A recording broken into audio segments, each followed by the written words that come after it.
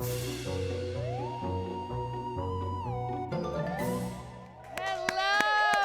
and welcome to Bizarre States 2019, my first official episode of the new year. Yeah. I had high hopes for myself last week, but I crashed and burned really hard because I was the sickest I think I've been in a decade. That's saying a lot. That's because you are sick all the time. Lot, yes. And it was a shocking surprise of, like at the start of the day, my chest hurt a little bit, and I could tell, we're having like one of my typical, respiratory infections. Here we go again, la-di-da-di-da. Right.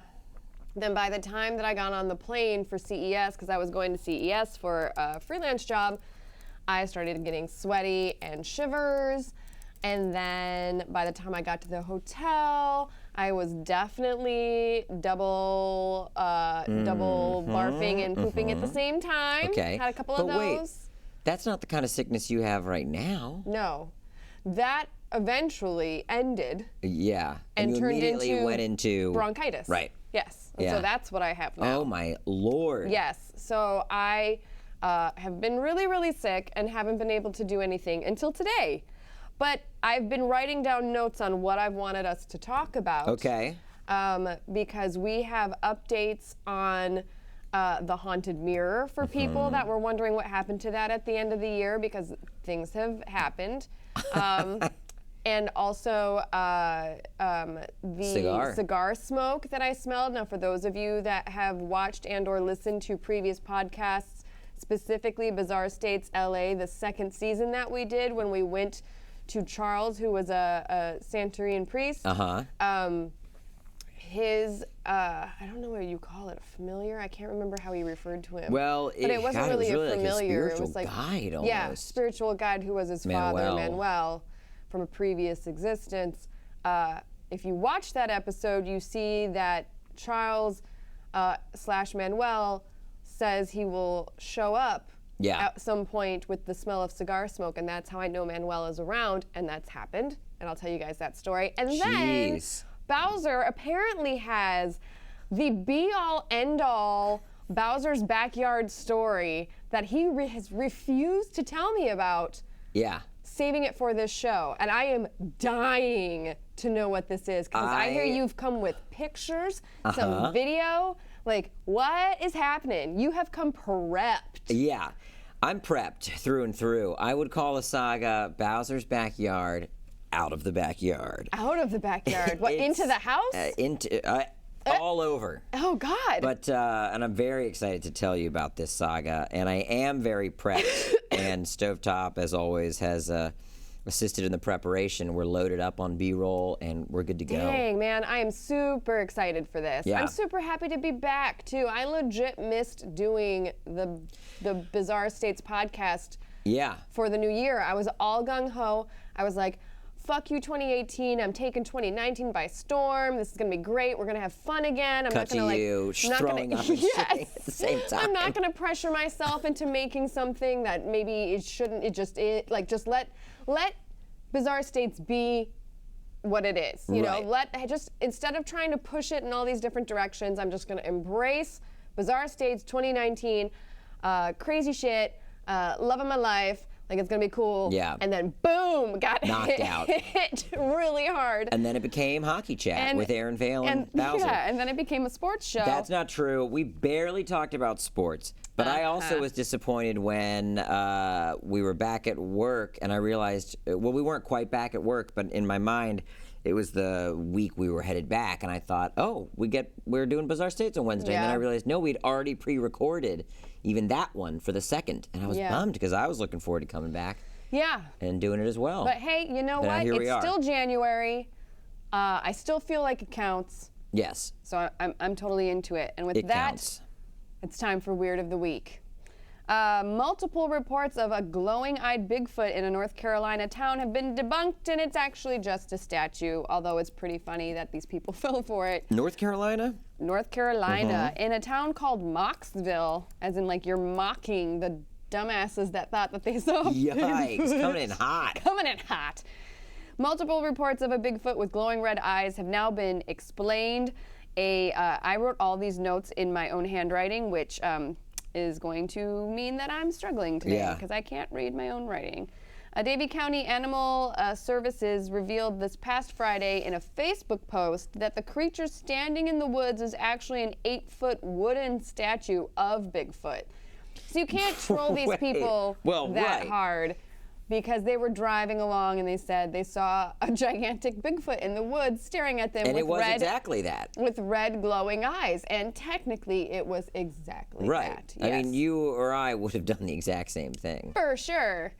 The statue's eyes are actually embedded with red glass marbles, which reflect the lights of passing cars, thus causing them to glow. Despite the Facebook post, however, many folks have continued to argue about the Bigfoot sightings, saying that they're actually true and real, which has then prompted the Animal Services to bust out with another announcement saying the ACOs asked for this post because they're tired of answering your phone calls. Yeah. So, yes, I thought it was a sweet story. It is a handsome boy. It's a nice folk arty looking kind of Bigfoot. Yeah, and he's holding a stick, and he's got a little 6-pack. Yeah, look at that. Yeah. I mean, if I was in a car passing at night and I saw that, hell yeah, I think that's real. For sure. Ooh. Yeah, I can't tease him too bad. No. All right, so this Spanish city says their Satan statue. Should I say this? Staten. A Spanish city says their Satan statue looks too friendly. Huh? A statue of Satan planned for the city of Segovia. He does look pretty chill. He looks pretty chill. Is causing some controversy. The bronze statue was to be created as a tribute to a local legend which says that the devil was tricked into building the city's aqueduct. However, residents of the town are complaining that the Satan statue, which is smiling while taking a selfie while he works, looks too friendly. He does look pretty chill. Gotta say, I wouldn't be terribly upset about meeting that Satan. I'd be more upset that he's taking a selfie. Why are they making Satan taking a selfie? It's so lame. Otherwise, he's kind of cool, his body and his pose, and he's holding some big old thing. Yeah, he reminds me of that, what do you call him? That gargoyle water spout that's super cute that everybody was saying is in Notre Dame, that the nuns carved. Oh, I don't know. You know, and he's like kind of squatting, he's smiling, and he's just like, I don't know how much the story is actually true or not, but if you look up Notre Dame what's gargoyle, the story? Just that he's a gargoyle that some nuns that were on site carved themselves, and he's cute. Yeah. And he kind of looks a little bit like this cute little Satan. That Satan does look very cherubic. Yeah, yeah. He doesn't look awful at all. He looks more like a, like, I don't know. Well, he looks more like a little fantasy creature. You know? What are they called? A tumnus dude? Satyr, is that what you said? Yeah. Hell yeah. Yeah. I don't know. He just looks mischievous. Not really satanic. No. And also, why would you want to have a statue that's more satanic looking in a stereotypical satanic way versus like a goofy friendly one taking selfies on your aqueduct? I don't know, because it feels a little... Like, do you want one that's busted out with like 6 tits and a couple dicks? Or do you want one that's, all day? All day. That's just chilling with a selfie phone. If you're asking if I'd rather see Satan with a selfie cam or with 6 tits and a bunch of dicks. Well, I'm talking about... Clearly 6 tits and a bunch of dicks. I'm talking about those, like I know. Live deliciously Satan statues and outfits that, for whatever reason, is popping up on my Instagram a lot lately. Yeah. And they're always rocking 6 pairs. I like that. Of everything. Yeah. I can appreciate that for what it is. But if I had that, if I had to judge between which one of these I wanted in my town. Yeah, that would be tourist friendly. I guess I would lean, I kind of want them both. Yeah. Honestly, but if I had to only choose one, I guess I would go for the more safe version. Can I ask, though, is his wiener in this statue? See, I was trying to figure that out, too. It kind of looks like there's a little bit of a ween there, but I can't quite tell if it's the angle that the picture's taken at. Right. Or if it's... it looks like it, though. And heck, are you going to zoom in? I'm even more zoomed in. Stovetop, if you want to scan out. You know what I mean? Yeah. Right there. Yeah. No, I know exactly what you mean. He's holding the keys, and then right next to where his thumb is holding the keys. Or so it's Satan not the keys, taking or a weight. He's holding like a piece of I think he's brick or holding, yeah, something. it's Satan taking a dick pic. Yeah. I vote no. No, what? No, None of that cutesy Satan taking a dick pic. I you like would the want big a full-on kind of, deal. Yeah, like I'd rather the him look- satanic church version of their Satan statue. I'd rather have that, or something closer to that handsome boy Bigfoot statue that we just looked at. Yeah, I don't know. I'm fine with either. The Mothman statue. Remember how tight that was? That Mothman statue was amazing. Yeah. Yeah. Anyway, you got to give him abs. Yeah. Well, needless to say, residents are ticked about it. They say he looks too friendly. A judge has now put the statue on hold until he's had time to investigate whether or not the statue is offensive to Christians.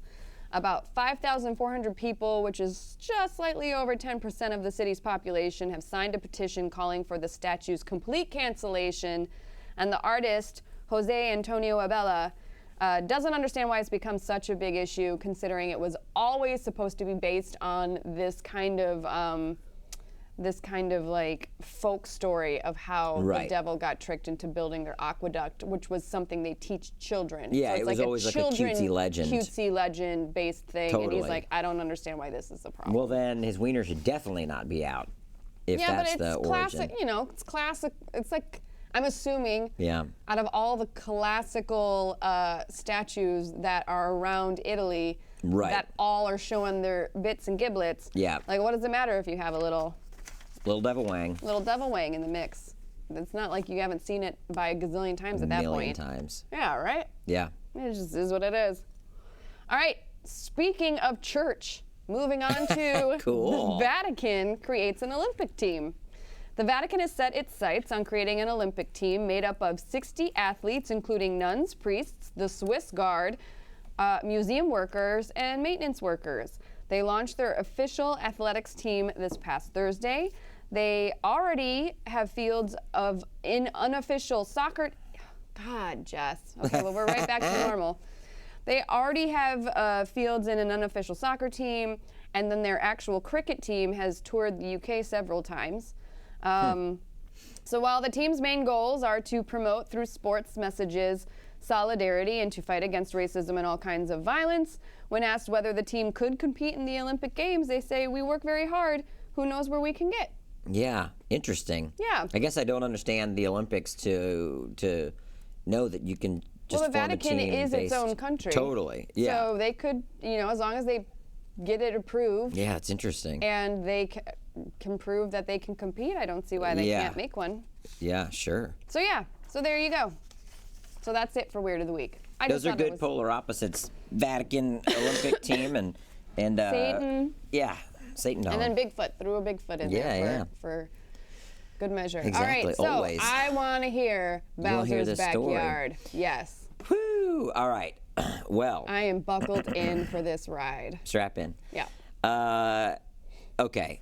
A few weeks ago, walking down the street in my neighborhood, and I see a missing cat sign, as you often do. Yes. But I gotta say, anytime I see a missing cat sign, I stop, I look at it, I try to get as many specifics as I can, because I do see a lot of strays and a lot of feral cats in my hood, and I'd like to believe that one day I could be a part of helping someone reunite with their Do you ever get fur jealous baby. when you're reading the next door posts when people find and are able to return cats? Yes. I always get kind of jealous. Of course. Like, how come that cat came to you? Right. And not me. Exactly. I care about that cat. Totally. Yeah, it's really weird. I just the other day on Nextdoor, right prior to this, somebody posted about a missing dog, and then there was a post that was like, I think your dog may be with my neighbor. I saw him earlier. And I was like, that's fucking tight.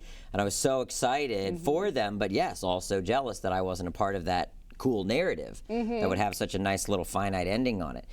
So so this is the poster. This is the information.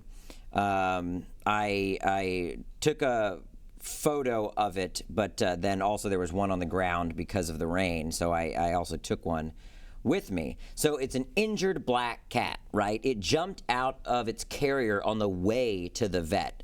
And you could tell by how many posters were in this neighborhood. I mean, I'm saying from like walking from my house to the strip where we can get food, and I saw like 40 of these posters. So this person was full panic Yeah, mode. I was like, whoa, dude, this is important to them. Not that anyone's cat missing isn't important, but I could tell this person was desperate and in that mode that I'd be in if I lost one of my animals.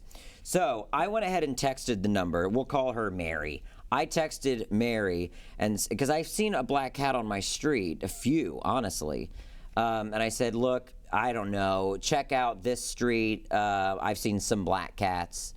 And she was like, oh my God, thank you so much. Okay, oh my God, thank you so much. And I think she came by and checked it out that night or the next night because she texted and said, anywhere specific? And I wasn't home. I was like, well, sometimes down by the little stairs that go to the park. And she's like, okay, oh my gosh, there could be so many coyotes in this area. I'm like, oh yeah, for sure. Coyotes walk down my street at like 4 p.m. And they're like, what the fuck is up? They don't care about anything. I'm gonna eat your pets. I'm here for your pets. Yeah, they they roll through and everybody here for your daughter, close their shutters and locks up, you know? Yeah.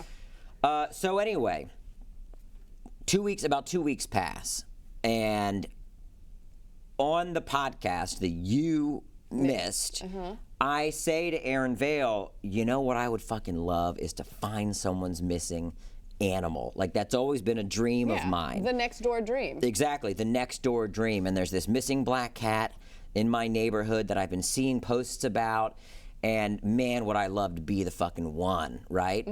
That night, I'm chilling at home. I've been taking a social media break, kind of, enough to where certain apps aren't on my phone, like Twitter and Facebook, and but Nextdoor for sure is. Yeah. And I'm scrolling through Nextdoor, and I see this post, okay? Injured black cat. There's an injured black cat around this street, and it seems in distress and is meowing, but I can't get close enough to help it. It doesn't seem like a feral, though. Now, you can see. Oh, yeah, look at you. You're I like responded right away because I'm a fucking on it motherfucker. And I said, you know, someone's been posting about missing a black cat in the area. Here's their number. Any chance you could contact them with a specific location? I sent them a screenshot of this post. So I'm fucking on it right away, right? Yeah. Wait, can you go back to that image really fast? I want to see how quickly you responded to this. Oh, God. I don't know if you can tell, but it was like moments later. Does it say how many seconds? Probably it just says under days a minute. Ago. Yeah, no. So I was on it. First, to put it together, that this woman, we'll call her Cindy, may be talking about Mary's missing black cat. I text Mary, and I'm like, have you seen this post? Sent it to her, and she's like, oh my God, that could be him. I'm at work for 4 more hours, but the second I'm off, I'll head to that street. And I was like, sorry, honey, that's too much time. I tell my wife, I'm like, we gotta go, dude. Yes. We gotta go. She's in the car. In bed. Yeah. Your wife's in bed. Yeah. Yeah. She's like, what? And I say, we gotta go. Look at this. The black cat that we've been talking about, someone may have found it. And she was like, I mean, not to throw her under the bus, because she very much wants to find every cat and save every cat, but was not wanting to do it right in that moment. Yeah. And I was like, well, I don't know what to tell you. I guess I'm going by myself. Got a flashlight, got the cat carrier. Got sassy about got a bag of food. And I was like, it's raining, but I'll handle it, you know, storming out. By the time I'm in the car, she's got sweatpants on and she's heading out with me. We go to this street. We're just walking up and down the street from the post. I'm direct messaging Cindy, and I'm like, hey, you don't know me. I'm on Nextdoor and feel led to look for this cat, even though it is not my own. Very random direct message. And I say, can you help me find specifically where you heard the cat and where you saw the cat? We've got food, we got a carrier, yada, yada, yada. Cindy responds very quickly. She says, where are you? I'll meet you outside. Oh, Jesus. We get together. Oh, man. And it's a little weird at first because I am a random This is person. so next door crazy. It is next door crazy. And I say, hey, sorry. So I've been texting the owner, but she's at work, so I'm here in her stead or whatever, and I want to look for this cat. We go all around. She's like, well, I heard it here, but, you know, it also, I feed a couple of ferals, and they come through here, and we walked around her property. It goes right into, like, forest, and, I mean, coyote country. And she herself has put up signs along the street that's like, coyote country, bring your animals in at night, et cetera, et cetera.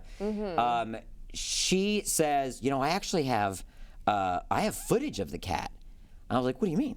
She said, because I feed cats, I have a couple Nest cams, and when I knew this one wasn't one of my regulars, I actually tried to get footage of it because it clearly wasn't feral, and it came in my cat door. And she has a cat door and feeds cats, but doesn't even own any cats because her son is allergic, which I thought was so sweet that she cared for these animals. So I'm like, can you show me that footage? She said, give me a second. So here's the footage. We have the video footage. Oh, what a cutie, of this cat. So that's it sneaking in. Now, its back left leg is injured. Yeah. And Cindy's telling me, and can they still hear me over the B-roll, Stovetop? Okay. So Cindy's telling me, yeah, its back left footage is injured. I'm texting Mary.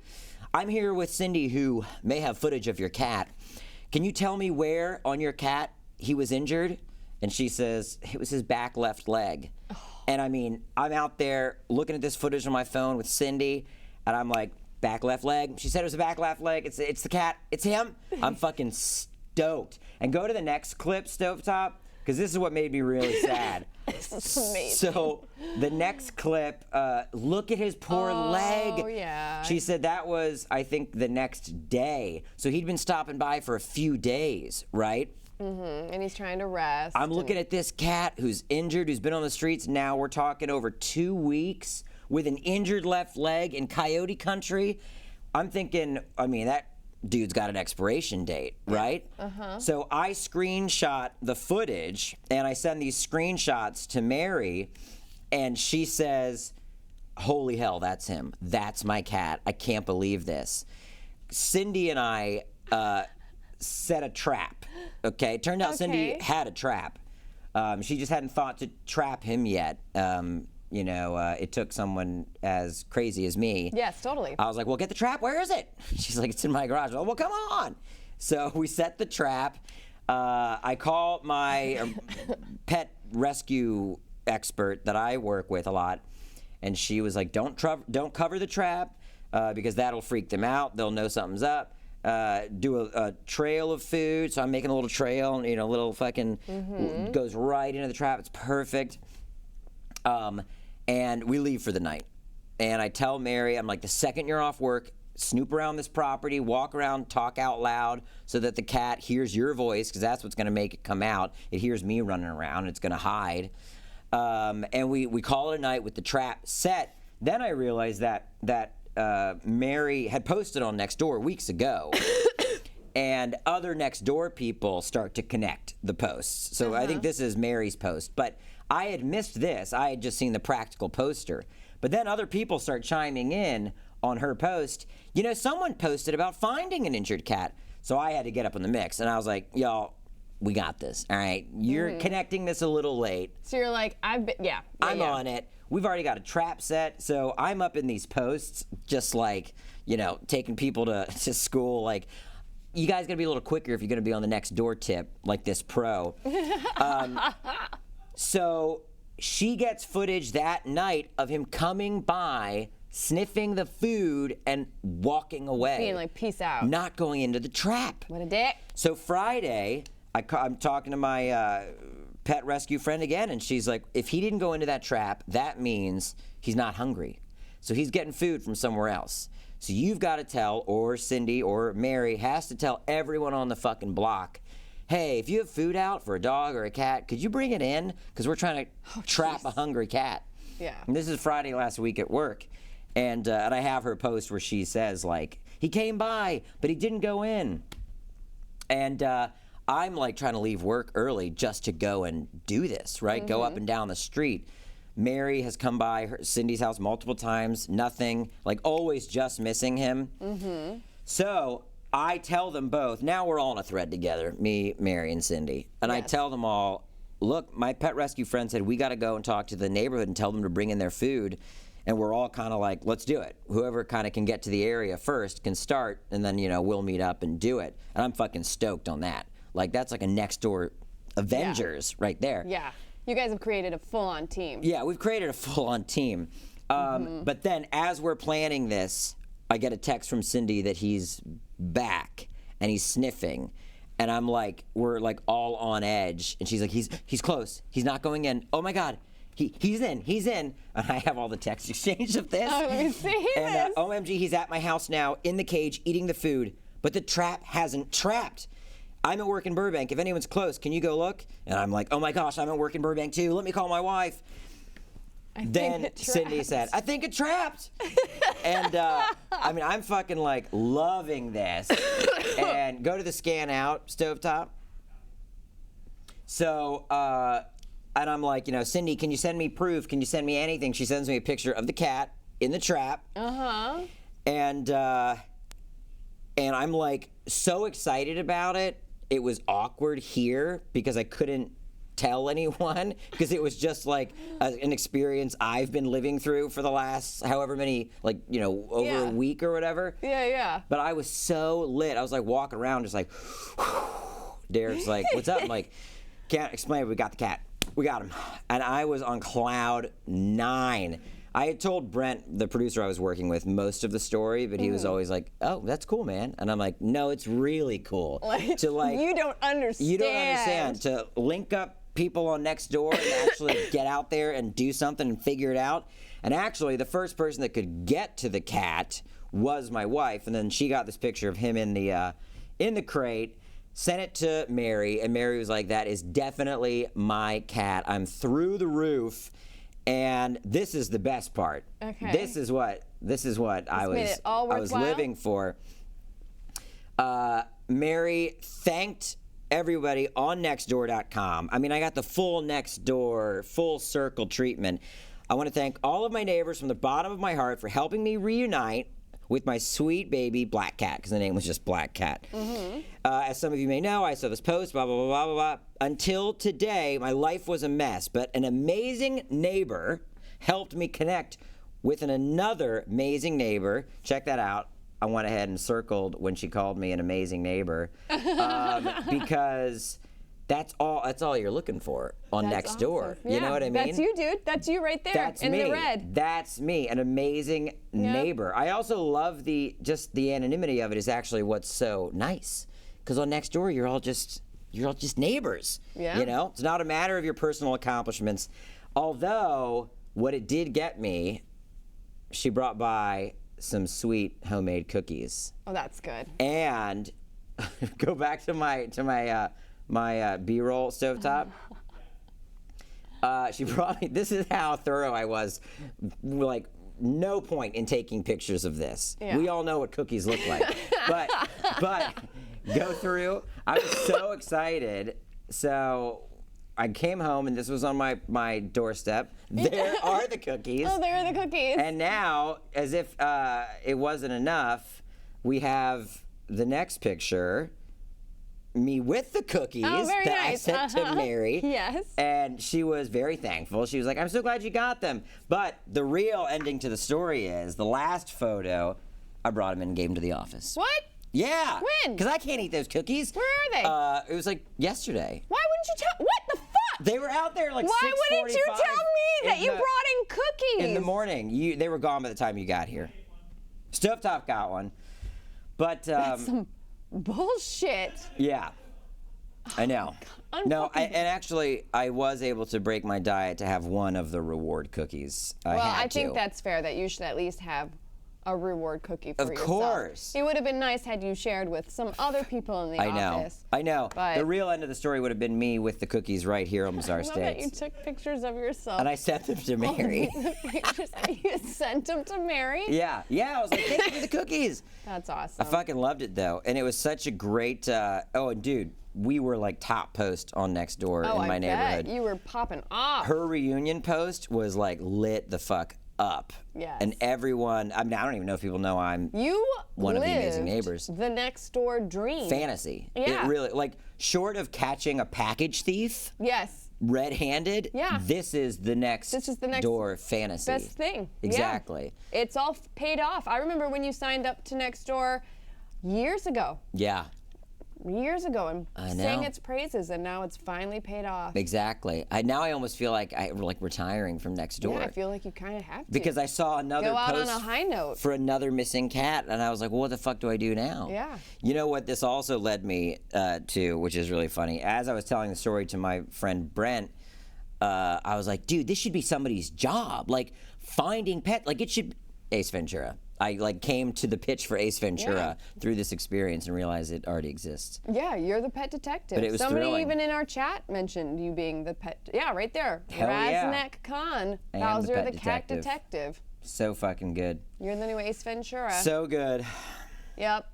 That was a good story. And I'm sorry I don't have cookies for you. That's fine. I But they were probably great. would have had one bite and been like, ugh, I'm sick. Yeah.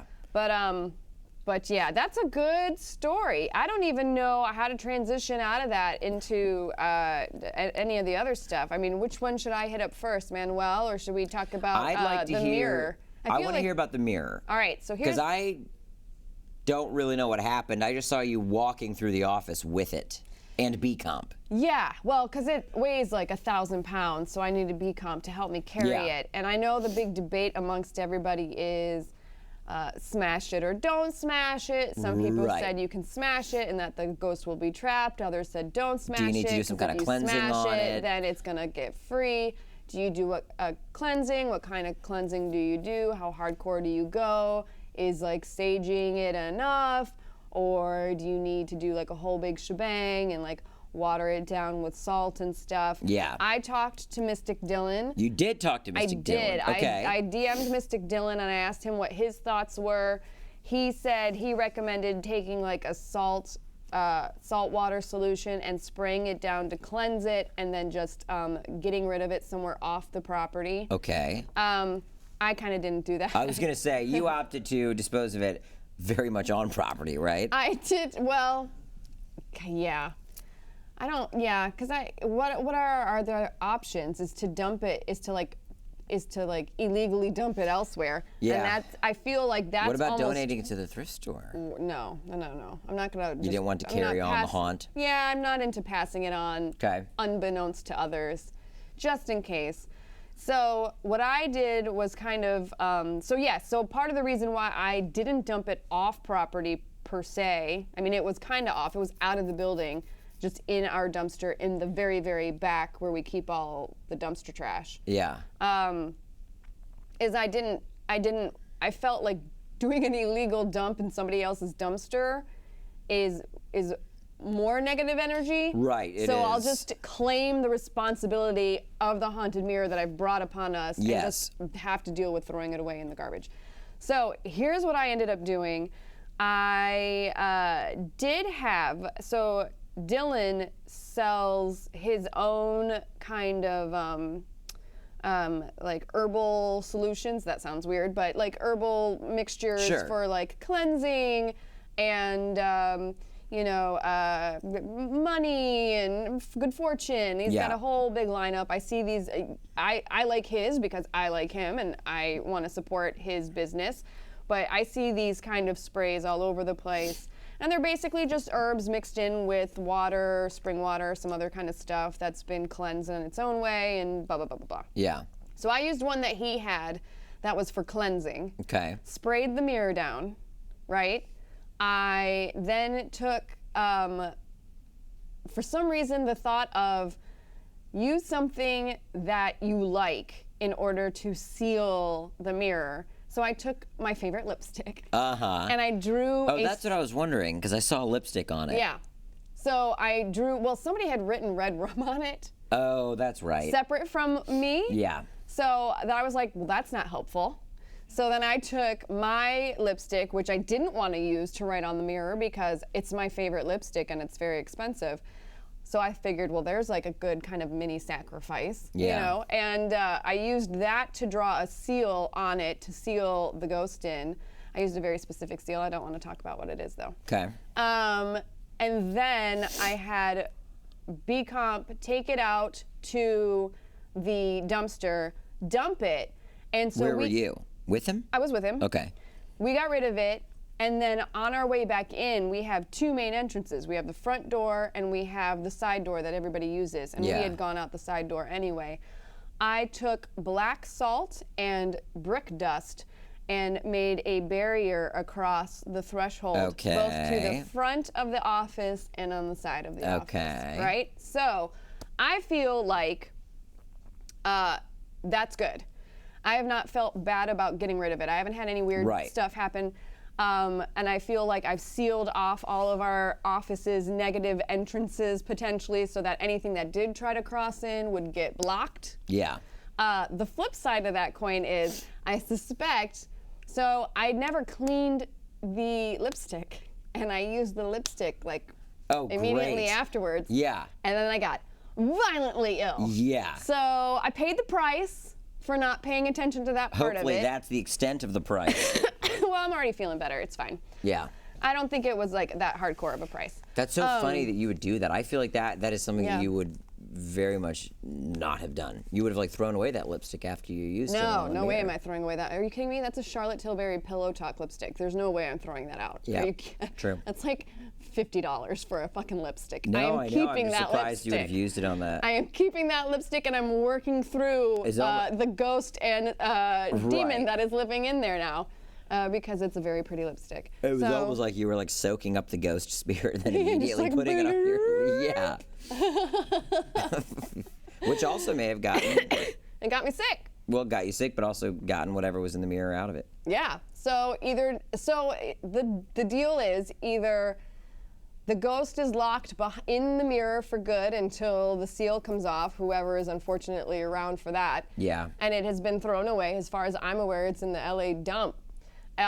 Or it is now living inside of me. Right. Having transferred over through the lipstick. And you are officially evolving into your final form. Yes, yeah. I still feel like, I mean, now that I'm feeling better, I feel fine about it. But yeah, there's no way I was throwing away that lipstick. Yeah, it's crazy.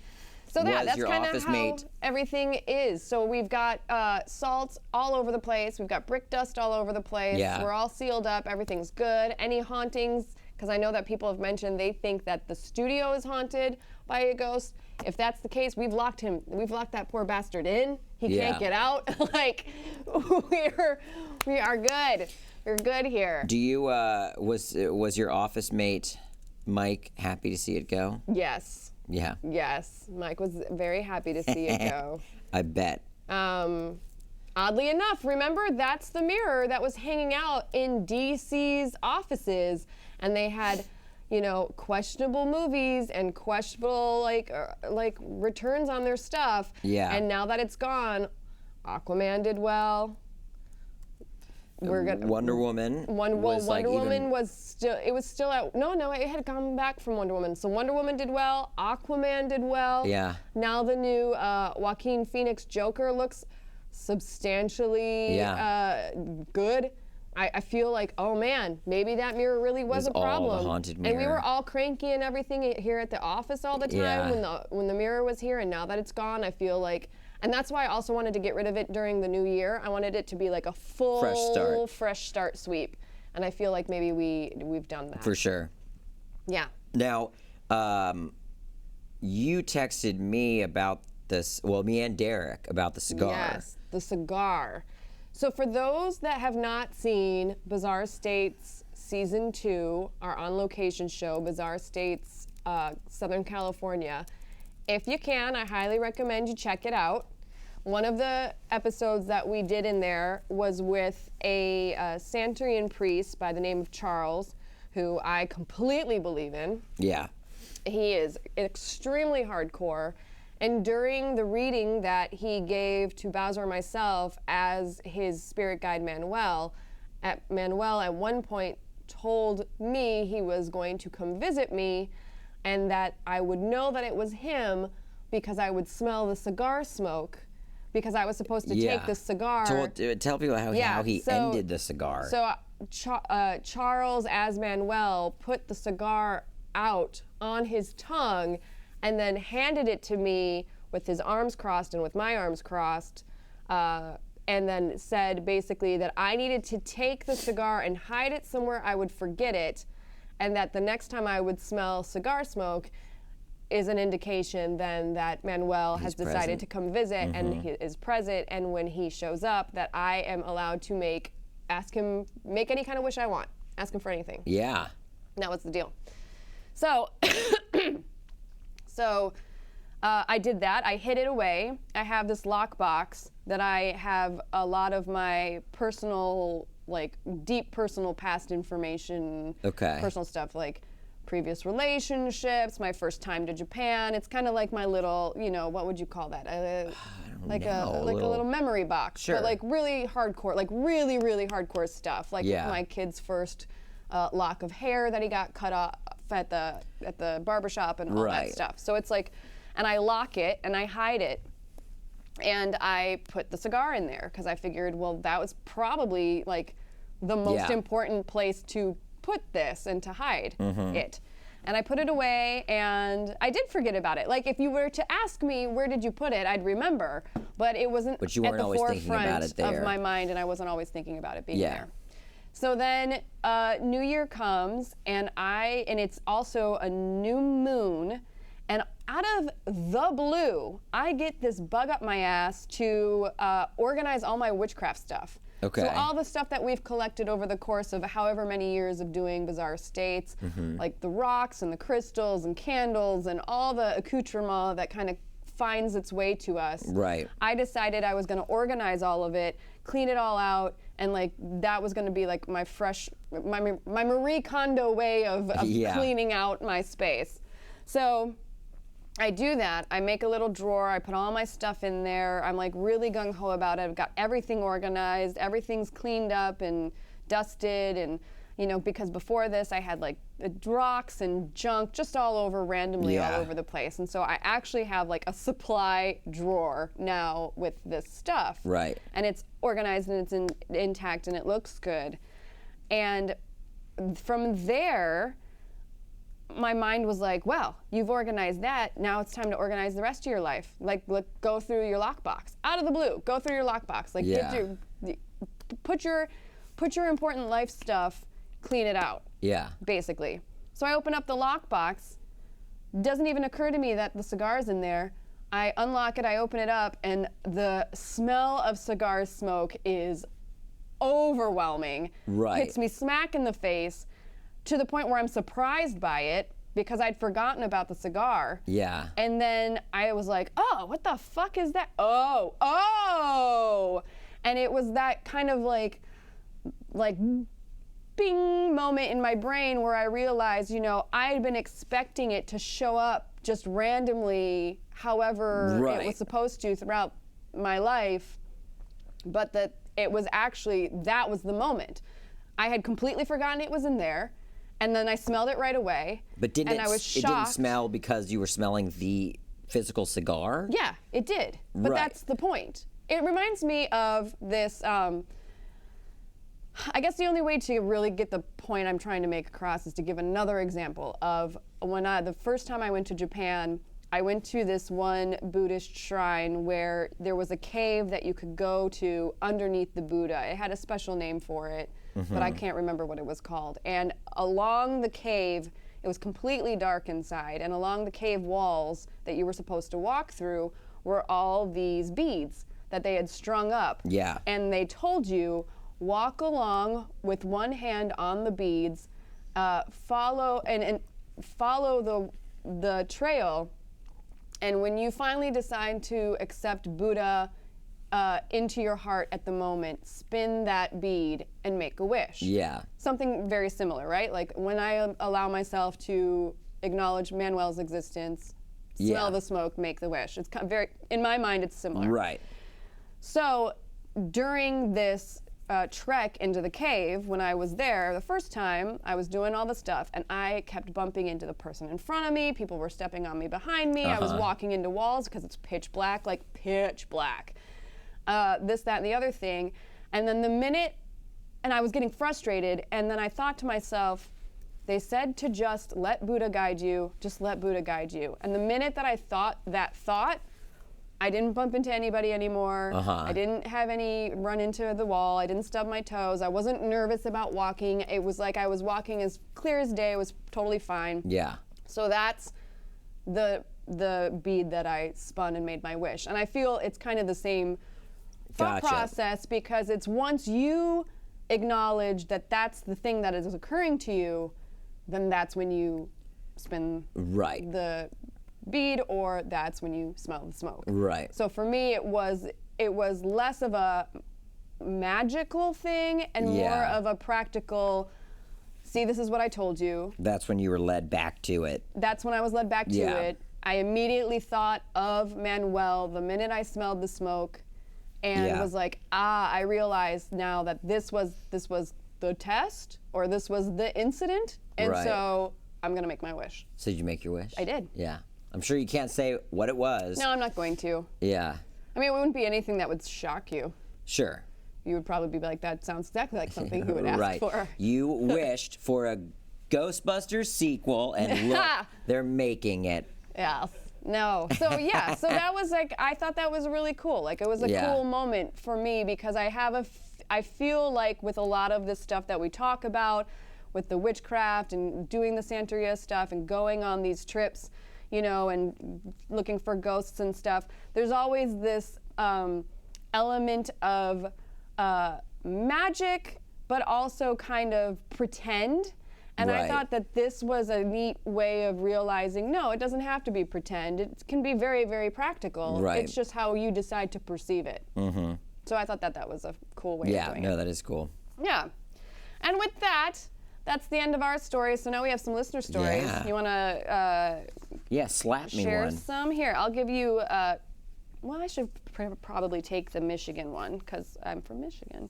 Here you go. You can have Hungry Hospital Ghosts. Hungry Hippos? Hungry Hospital Ghosts? Oh, wait a minute. Why don't you take Haunted Doll Hijinks, all Bowser's fault? Oh, yikes. Yeah.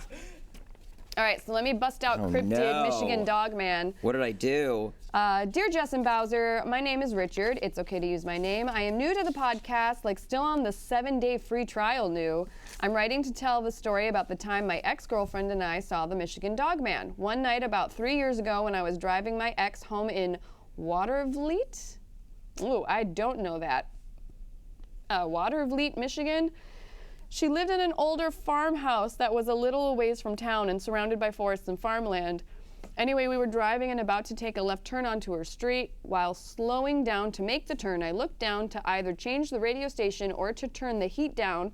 Something gray runs across the street. I then hit the brakes, thinking that it was a deer because they are everywhere up here and it was taller than the hood of the car. I then waited for the others because where there's one deer crossing, there's usually always more, but there wasn't any. I would have just let it go and went on with my life thinking that it was a deer that I thought was sick and gray, if not for my ex who got a good look at the thing. The first thing she said after we started moving on again was, "What the hell was that thing?" To which I said, "Probably a deer," but she was certain that it looked more like a wolf. Wolves are not as common in our area as deer, but it's not unbelievable that one could have run in front of our car. However, I did see enough to tell that this thing was way too tall. Its torso was a little taller than the hood of my car, and wolves don't get that big. She also pointed out that its legs were long and creepy looking, not like a normal wolf's. After making our turn and reaching her home a few miles down the road, she was still freaked out by what we had seen, so much so that she asked me to take the long way home so that I don't go down the same street just to be safe. But I just couldn't help myself and drove down the road trying to get another look at whatever it was. Unfortunately, I was out of luck and never saw the creature again. Last year, I was telling my story to my friend's family at a bonfire. My friend's dad, without missing a beat, says, "Oh, you must have seen the Michigan Dogman." I've never heard of it before and thought that he was just making a bad dad joke, but after looking it up on the internet, it almost fits the bill perfectly. Me and my ex had already broken up by then, so I couldn't ask her if this is what she had seen that night. I'm not a super hard believer in this kind of stuff, and even though it has a dumb name, I'm pretty sure we saw the Dogman. Thanks for reading. Hope you enjoyed my story and look forward to hearing more. Have you heard about shows. No. the Michigan Dogman? I've heard of the red, not the red dwarf. Is it the red dwarf? The Rouge, it's a French name. Rouge something, red, I think it's like red troll or red dwarf or red devil or something like that. I can't remember off the top of my head. But they actually still hold a parade for it, and the city blames this red demon dwarf thing for the bad luck that the city has had, and that there's some you know what, I'll do a deep dive on it, because it is something I meant to bring up in the past, and I thought we had, but maybe we hadn't. And anyway, it's they still hold parades for it and stuff, and they heckle it in order to get it to to piss off and not ruin the city. But it stems from the guy that established Detroit was walking through the area and had been told by an old woman that he ran into that he was going to run into this red devil demon thing, and that he should pay it respect. And when he finally did, he didn't pay it respect, and so it cursed him and the land and the city and all this other stuff. Oh dear. Yep. We only have 2 minutes. I don't know if I can get through the doll story. It is 3 fully All right, well, pages. how's the other one looking? Yeah, I can do that one quickly. All right, why don't you do the other one? This is Dave, and you can use my name. I'm a recently retired registered nurse. I'm a longtime skeptic, but love creepy and weird stuff. I worked at a northern New Jersey suburban hospital for over 35 years on the 3 to 11 shift. I have been present at many, many deaths in my practice as a medical surgical oncology nurse down through the years, but have only 2 experiences that you might classify as paranormal. So here goes. My floor is shaped like an H, with the patient's rooms on the long arms and the offices and pantry in between. Normally, the pantry can be accessed from either side of the hall with 2 doors that have locks on the doorknob that you have to punch a 3-digit number to get into. But at one point, half of our floor was under renovation, so that half was closed, and you couldn't even get to the construction side door, even if you wanted to, as it was blocked off. One night, I was sitting at the nurse's station charting when one of my fellow nurses says to me, "Dave, come to the pantry with me, please." I followed her, and when we got there, I asked her why she needed me. She proceeded to tell me that she had just been there and had bent over to get something out of a lower cabinet and looked between her legs and saw a pair of legs go by. But when she immediately looked up, no one was there. I asked her if they were male or female, adult or children legs, etc., but she could not tell me and was very spooked about it.